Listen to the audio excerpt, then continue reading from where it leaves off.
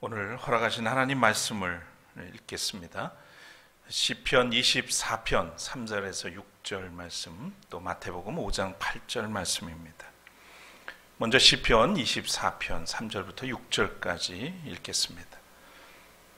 누가 주님의 산에 오를 수 있으며 누가 그 거룩한 곳에 들어설 수 있느냐? 깨끗한 손과 해맑은 마음을 가진 사람, 헛된 우상에게 마음이 팔리지 않고 거짓 맹세를 하지 않는 사람이다. 그런 사람은 주님께서 주시는 복을 받고 그를 구원하시는 하나님께로부터 의롭다고 인정받을 사람이다. 그런 사람은 주님을 찾는 사람이요 야곱의 하나님의 얼굴을 사모하는 사람이다. 셀라. 마태복음 5장 8절입니다. 마음이 청결한 자는 복이 있나니 그들이 하나님을 볼 것이며, 이는 하나님의 말씀입니다.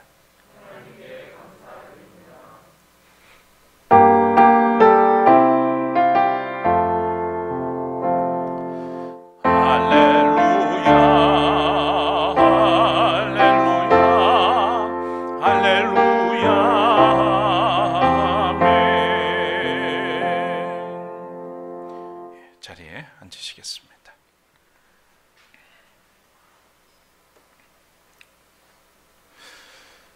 대림절 네 번째 주일입니다. 네 개의 대림초에 모두 불이 밝혀졌습니다. 성탄절이 임박했다는 의미죠. 더욱 간절한 마음으로 다시 오실 주님을 맞을 채비를 하라는 뜻입니다. 주님의 약속을 신뢰하고 또 기다리라고 하는 그런 의미를 담고 있습니다. 광야 같은 고난의 시간을 지나더라도 자기의 자아의 틀을 깨고 하늘의 은총을 입으라는 그런 뜻입니다. 어느덧 기다림의 시간도 훌쩍 지나서 이제 한 주간이 남았습니다. 옷깃을 여미듯 우리의 마음과 영혼을 추스르고 또 맑고 깨끗해져야 할 그런 시간이죠. 신랑을 맞는 신부처럼 순결한 마음과 고결한 자태로 주님을 기다릴 수 있어야 하겠습니다.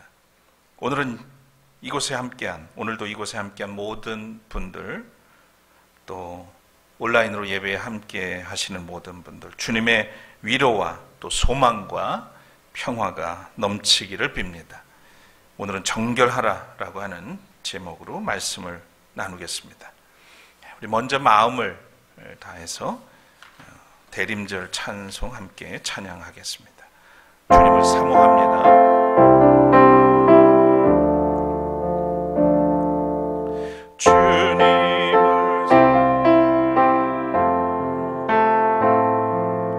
주님만 바라봅니다. 은총을 보소서. 주 품에 품어주소서. 여기 오소서. 여기 오소서. 함께 하소서. 역사하소서. 주 품에 품어주소서. 다시 한번 합니다. 주님을 사모합니다. 주님을 바라봅니다. 은총을 보소서. 주 품에 품어주소서.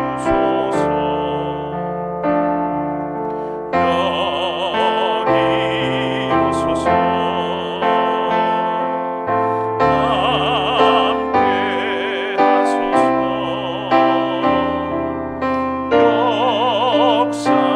역사하소서. 주 품에 품어주소서. 주님, 우리가 주님 앞에 겸손히 나왔습니다. 있는 모습 그대로 주 앞에 섰습니다. 말씀 앞에 섰습니다. 우리를 받아주시고 품어주옵소서.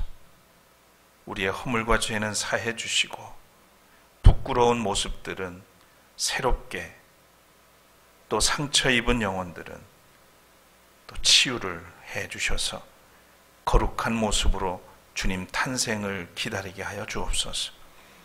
오늘도 우리를 주님 말씀 앞에 부르셨으니 예배하게 하시고 허락하게 하신 말씀을 통해서 우리가 서야 할 자리, 우리가 있어야 할 곳, 우리가 깨달아야 할 바들을 알게 하여 주옵소서.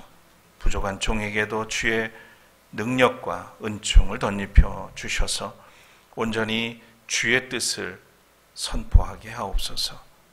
모든 영광 주께 돌리며 예수 그리스도 이름으로 간절히 기도드립니다. 아멘.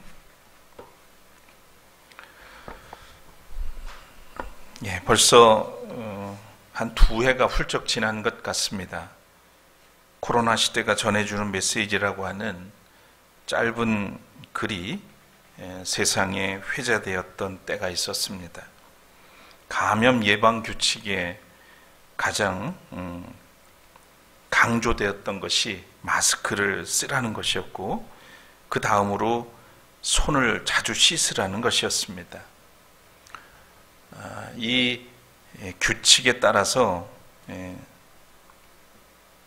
우리 그리스도인들이 어떤 마음과 생각을 가지고 살아야 될지 고민하던 중에 썼던 그 짧은 글의 내용에 제가 이런 대목을 썼습니다. 손을 자주 씻으라는 것은 마음을 깨끗이 닦으라는 뜻입니다. 악한 행실과 죄에서 돌이켜 회개하고 성결하라는 말입니다. 안과 밖이 깨끗하면 자신도 살고 남도 살릴 수 있다는 말입니다. 마음의 거울을 닦으면 자신이 보이고 마음의 창을 닦으면 이웃도 보일 것입니다. 아련하죠? 기억나시나요? 근데 언론에 노출된 것들을 제가 한번 이렇게 찾아보니까 이 대목이 빠져 있어요. 대부분 악한 행실과 죄에서 돌이켜 회개하고 성결하라는 말입니다. 가장 중요한 이 말은 다 뺐더라고요. 이 종교적인 또는 이런 색깔이 많이 묻어나서 그랬던 모양이죠. 근데 여러분, 마음을 닦는다는 게 뭐겠어요? 우리의 악한 그런 행실들과 또 우리 안에 이미 물들어 있는 이 죄에서 진심으로 돌이켜서 십자가의 보혈로 깨끗하게 씻음 받는 것 아니겠습니까? 그것이 전제되지 않고는 나머지는 다 도덕적인 것들이에요. 대림절은 기다림 속에서 마음을 닦는 시간입니다. 탐욕으로 얼룩진 자리, 허물과 죄로 허물어진 자아를 주님의 은총으로 다시 세우는 그런 시간이죠. 거짓과 불의에 노란한 영혼의 흔적들을 깨끗이 지우는 시간입니다. 대림절은 회개의 눈물을 흘리며 거울을 닦듯이 주님의 말씀에 비추어서 자신을 살피는 시간입니다. 대림절은 자신 안에 가두었던 마음을 열어서 고난받는 이웃을 향하는 그런 시간이기도 합니다.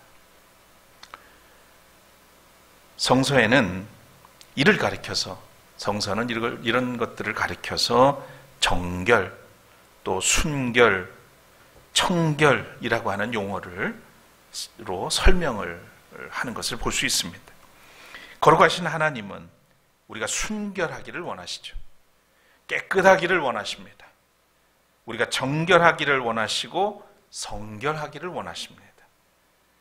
그분이 거룩하시고 인자하시고 선하실 뿐만 아니라 성결하신 분, 정결하신 분이기 때문입니다. 정결하다는 말은 겉으로는 깨끗하고 깔끔한 모습을 말합니다.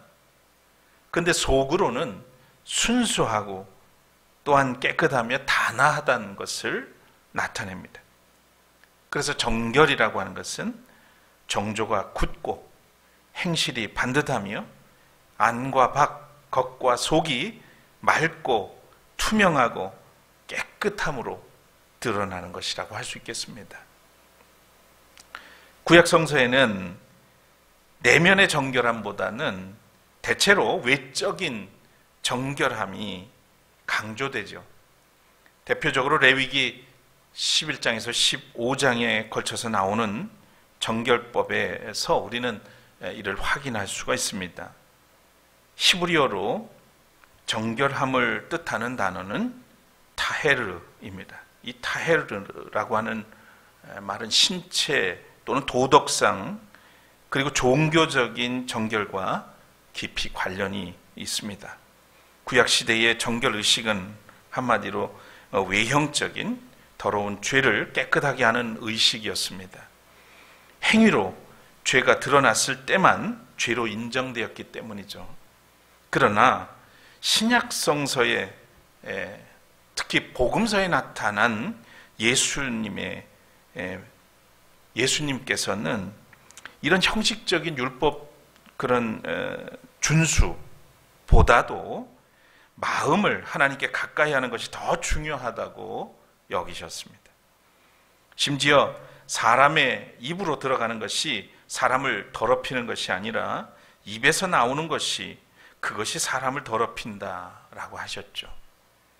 이것은 사람의 깨끗함과 더러움은 율법의 형식이 아니라 사람의 내면에 달려있음을 뜻합니다.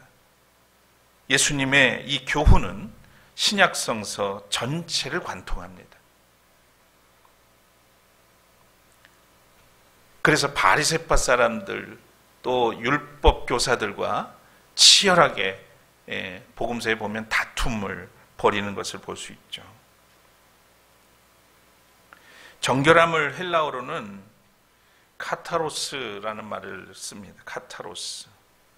이 단어가 주로 쓰였는데 이 카타로스는 흠집, 잡티, 오염이 없는 순수함을 뜻하고요. 또 오롯함, 거룩함이라는 의미도 지니고 있습니다.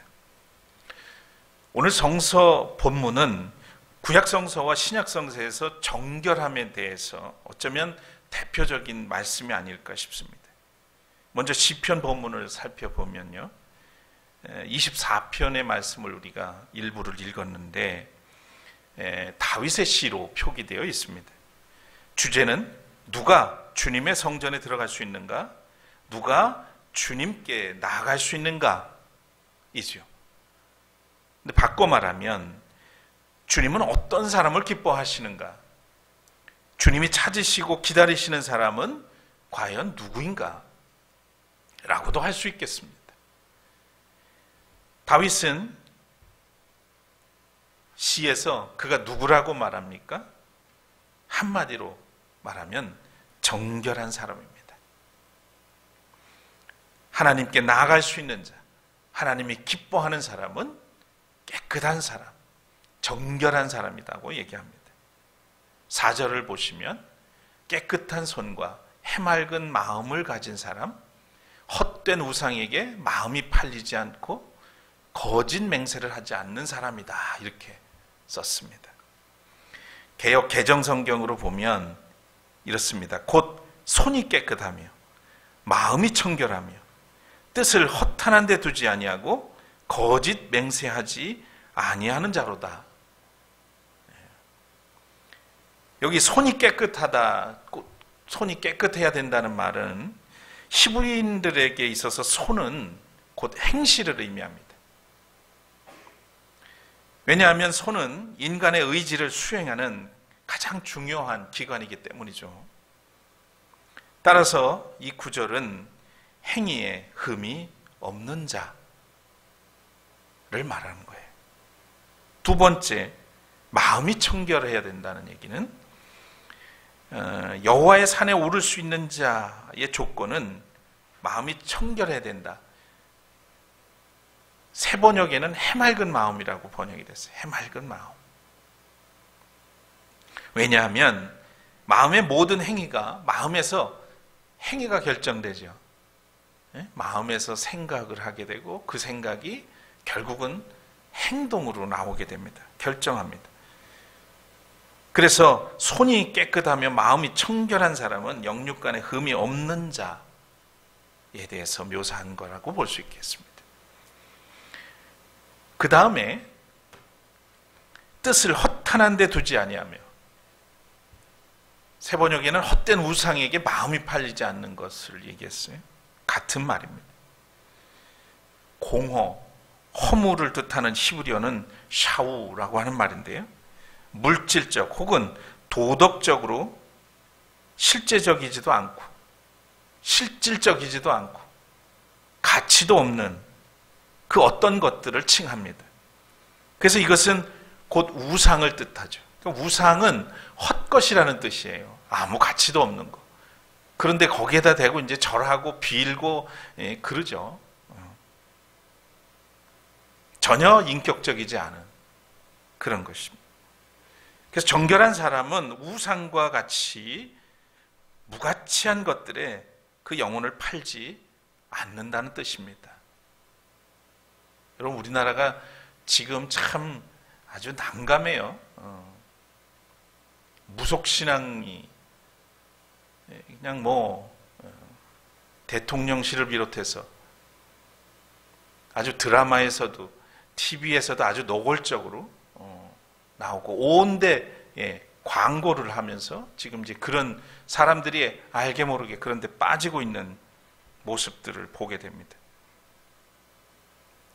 무가치한 것에 영혼을 팔지 않는 자, 정결한 자, 하나님께 갈 수 있는 사람이라고 그랬어요.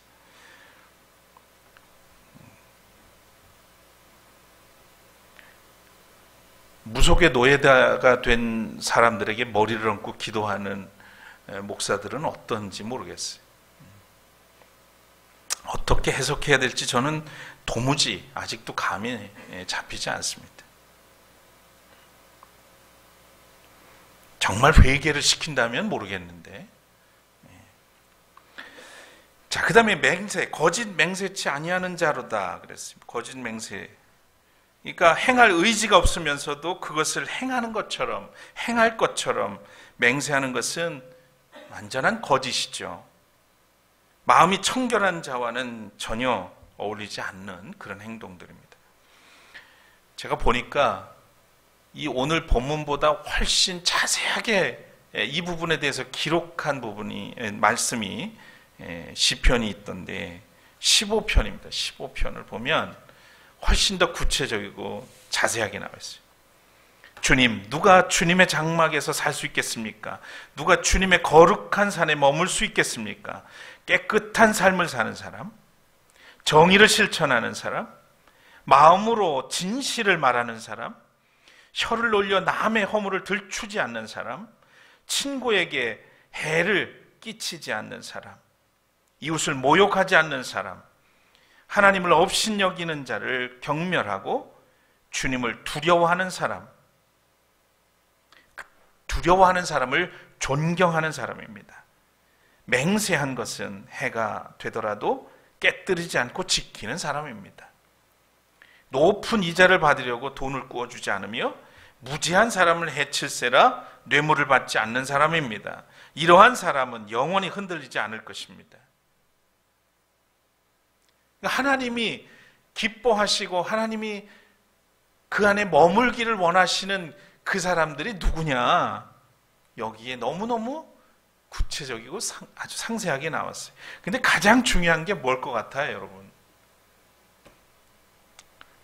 깨끗한 삶을 사는 사람. 마음이 정결한 사람 아니겠어요?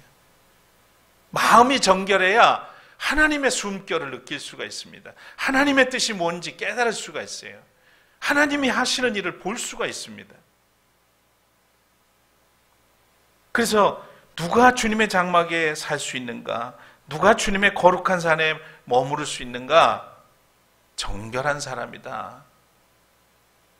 나머지는 거기에서 다 파생되는 거예요. 정결한 사람이 주님께 나갈 수 있고 주님 안에 머물 수 있습니다. 그래서 오늘 본문 시편 24장 5절 6절에도 한번 보십시오. 우리 같이 한번 읽으실까요? 그런 사람은 주님께서 주시는 복을 받고 그를 구원하시는 하나님께로부터 의롭다고 인정을 받을 사람이다. 그런 사람은 주님을 찾는 사람이요 야곱의 하나님의 얼굴을 사모하는 사람이다. 믿으십니까? 여러분도 그렇게 사시길 축복합니다. 그래서 모두가 정말 하나님이 기뻐하시는, 하나님이 인정하시는 하나님의 자녀들 되시기를 축복합니다. 오늘 본문은 이미 하나님을 믿고 하나님 안에 사는 자들에게 권고하는 말씀이에요. 믿음의 정결함이 따라야 함을 나타냅니다. 그냥 믿는 게 다가 아니에요.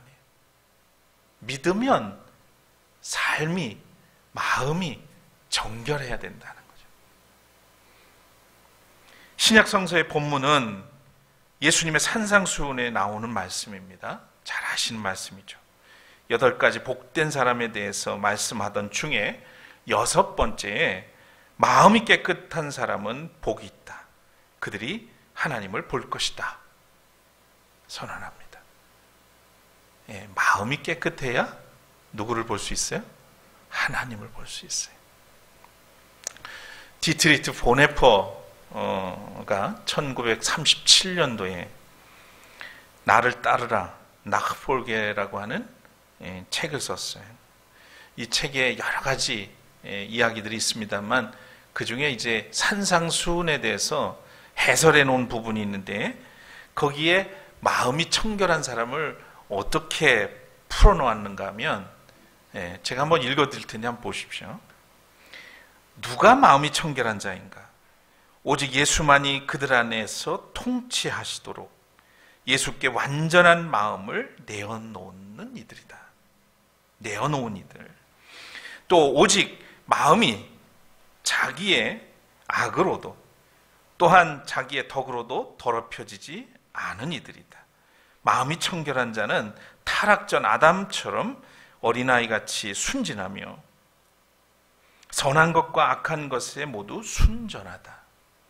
그들의 마음은 양심이 아니라 예수의 의지에 다스림을 받는다. 사람이 자기 유익을 내려놓으면 그리고 참여하며 자기 마음을 내려놓으면 또 오직 그리스도께만 의존하면 그분의 말씀이 그들의 마음을 청결케 한다. 여기서 마음의 청결은 모든 외적 청결, 심지어 고귀한 의도의 청결과도 대조가 된다. 중간에 생략을 하고요. 마음이 예수 그리스도의 형상을 반영하는 이들이 하나님을 볼 것이다. 그러니까 마음이 청결하다는 것은 예수님의 형상을 반영한 사람, 예수를 닮은 사람을 얘기합니다. 보네퍼는 인간의 마음이 스스로 자기 힘으로, 외양으로, 심지어 고귀한 의도로도 정결해질 수 없다고 말하고 있는 거죠. 그가 청결해지는 길은 오직 그리스도 안에 있을 때뿐이라고 강조합니다. 그리스도가 그의 마음을 온전히 지배할 때에만 그의 마음이 청결해지고, 그렇게 된 사람의 마음은 그리스도의 형상을 반영하며 이로써 하나님을 볼 수 있게 된다는 그런 말인 겁니다.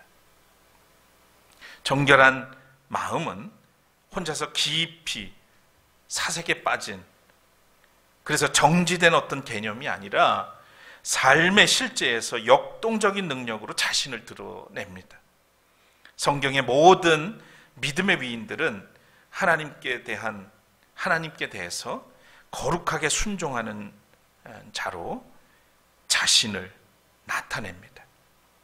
그 눈에 보이지 않는 경건이 이웃과의 관계 속에서 그 실체가 드러나죠. 정말 정결한 사람은 하나님 앞에서 그냥 자신의 내면만 다스리는 게 아니라, 정결함이라고 하는 것은 삶으로, 행동으로 그 실체가 드러난다는 거예요. 그러니까 우리가 성서에서 만나는 위대한 하나님의 사람들은 그저 고상하게 그냥 은둔 생활하면서 그랬던 게 아니잖아요. 적나라한 인간의 모습을 보이면서도 여전히 하나님을 향한 오로지 그 믿음은 변함이 없고 하나님의 뜻에 기꺼이 순종하는 그런 모습으로 나타납니다. 창세기 39장에 기록된 요셉의 행실, 바로 그 요셉의 행실에서 이런 모습을 보게 됩니다. 요셉은 보디발의 아내의 아주 끈질기 그리고 반복적인 유혹을 받게 됩니다. 그런데 그 마음이 청결해서 그 유혹을 이겨내죠. 창세기 39장 8절 9절의 말씀에 이런 내용이 나와요. 요셉이 거절하면서, 자, 그런데 내가 어찌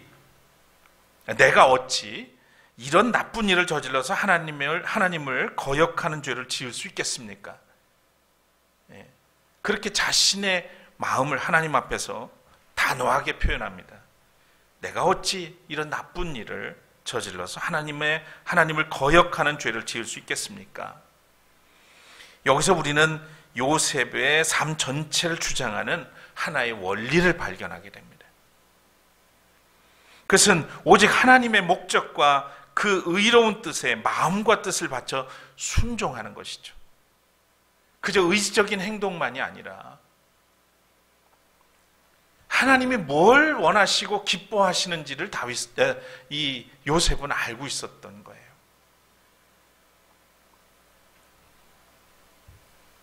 만일 요셉이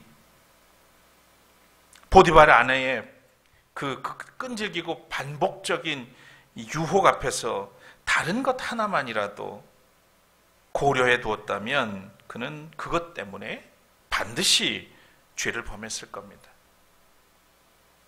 하나님께서 주신 그 꿈을 잊고 이 보디발의 아내와 뭔가 그 유혹에 응답을 해주면 쉽게 출세 않는 길도 생길지도 모른단 말이에요. 거기에 넘어갔더라면 우리가 만나는 성서에서 만나는 요셉은 없는 거죠. 그 요셉은 하나님과의 관계에서 정결함을 끝까지 붙들었습니다. 그 정결함을 일관성 있게 붙들고 살았기 때문에 하나님께서 어렸을 때 그에게 주셨던 그 소중한 꿈을 이룰 수 있었던 겁니다. 다윗이 경건의 허리띠를 풀고 낮잠을 자고 일어나서 청결한 마음을 무장해제한 상태에서 큰 범죄를 저질렀다는 것, 우리가 기억해야 합니다.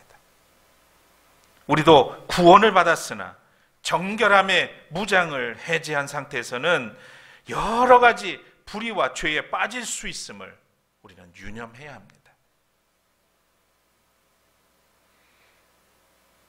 앞에서 우리가 말씀을 나눈 것처럼 정결함의 소유자는 지상에서 누릴 수 있는 최상의 영적인 상급을 받습니다. 마음이 청결한 자는 복이 있나니 그들이 하나님을 볼 것이며, 지상에 있는 하나님의 사람들에게는 이에 비할 복이 없죠. 하나님을 본다는 게 뭡니까? 그것은 어떤 신비한 체험을 하는 것이 아니라 그의 마음과 의식 속에서 하나님이 행하시는 일을 영적 통찰력으로 본다는 것을 말합니다. 내 안에서 일하시는 하나님, 우리 공동체 안에서 일하시는 하나님, 이 역사와 문화 속에서 행하시는 하나님을 보는 그런 영적 통찰력을 얘기하는 거예요. 하나님을 본다는 게, 하나님의 형체가 있어요? 여러분, 하나님 보셨어요? 하나님 만나셨습니까? 우리가 어떻게 만나요? 우리 영으로 만나는 거예요. 마음이 깨끗하면 나의 삶에서 사람들 속에서 일하시고 역사하시는 하나님을 봅니다. 누군가, 여러분 이렇게 한번 여기 보세요. 이게 손가락으로 하늘을 가리킨단 말이에요. 여러분, 뭐가 보이세요? 뭐가 보이십니까? 손가락이 보이세요? 믿음이 있는 사람은 이 손가락이 가리키고 있는 것을 봅니다. 그러나 믿음이 없는 사람은 뭐만 보여요? 잘생기지도 않은 제 손가락만 보이는 거예요. 여러분, 우리가 믿음을 가졌다는 것은, 또 하나님을 본다는 것은 나타난 현상만 보는 게 아니고 현상 뒤에, 그 너머에 역사하시는 하나님을 볼 수 있는 거예요. 그런 믿음, 그런 통찰력을 소유하는 우리 샘터교회 가족들이 되기를 축복합니다. 마음이 정결하면 보이지 않던 것이 보입니다. 보이지 않던 것이 실상으로 받아들여지면 신뢰가 생기죠. 그 신뢰를 하게 되면 사랑하고 또 그의 뜻에 순종하게 됩니다. 그래서 정결함이 우리 믿음의 길에서 중요하다는 말씀입니다. 나태주 시인이 쓴 마당을 쓸었습니다라고 하는 짧은 시가 있습니다. 마당을 쓸었습니다. 지구 한 모퉁이가 깨끗해졌습니다. 꽃 한 송이를 피웠습니다. 지구 한 모퉁이가 아름다워졌습니다. 마음속에 씨 하나 싹 텄습니다. 지구 한 모퉁이가 밝아졌습니다. 나는 지금 그대를 사랑합니다. 지구 한 모퉁이가 더욱 깨끗해지고 아름다워졌습니다. 지금 우리도 마당을 쓸어야 할 때입니다. 어릴 때 집에 귀한 손님이 오시기라도 하면 어른들은 제일 먼저 나가서 마당을 쓸어라 그랬어요. 그래서 저도 마당을, 큰 빗자루를 들고 마당을 쓸었던 기억들이 납니다. 시는 마당을 쓸었더니 꽃이 피어나고 씨가 태어나고 누군가를 사랑하게 되었다고 노래합니다. 여기 마당은 우리의 마음이 아니겠습니까? 우리 주님, 구세주께서 오십니다. 이 마지막 대림절기에 마음의 거울을 닦으며 회개와 성찰로 내면을 정결하게 하고 마음의 창을 닦으며 고난받는 이웃을 돌아보아 행실로도 정결해지는 우리 모두가 되기를 바랍니다. 오늘 강론은 사도 바울이 말씀으로, 사도 바울이 쓴 편지의 글로, 말씀으로 맺겠습니다. 그러므로 사랑하는 여러분, 우리에게는 이러한 약속이 있으니 육과 영의 모든 더러움에서 떠나서 자신을 깨끗하게 하며 하나님을 두려워하는 가운데 온전히 거룩하게 됩니다.